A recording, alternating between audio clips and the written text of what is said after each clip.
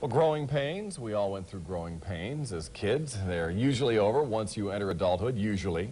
For some of us. Right. But for some new parents, they're just, I was talking about me. Oh, Our Jennifer Savi joins us live now from Tarzana with more. Jennifer. Yeah. You're not old, Pat. Well, Al and Lori Singer have been kind enough to invite us into their homes for the evening, and it is an act of kindness considering they've got a full house already. 3 young boys and twins due in January. It's enough to keep triathletes out of breath, let alone a middle-aged mom and dad. Won't be lazy, old folks boogie.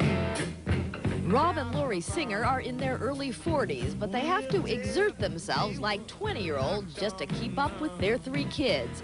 Between lifting them up, putting them down, strapping them in, and taking them back out again, parenthood is quite a workout. What I can't understand with all the lifting I do, why my arms don't look like Schwarzenegger's arms.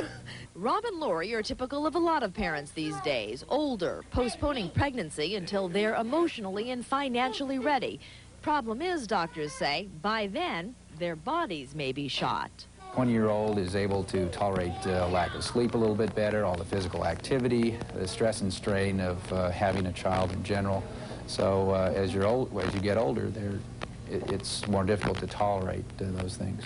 Dr. Ian Armstrong is an orthopedic surgeon, and he'll tell you that more and more these days, he's having to treat older parents for back strain and pain, pulls and bruises. The problems that I see are related to bending over and picking up the kids. That's probably the most common. You don't have to tell Al Singer about back pain. He noticed it started creeping up on him when his first son was born.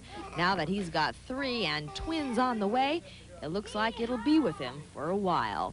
It seems to be worse after weekends. Wait a minute. After weekends or after having to hold them for long periods of time. Al won't have to carry his kids forever, but the physical challenges won't stop when he puts them down, because as soon as they get old enough to walk, they'll be old enough to run.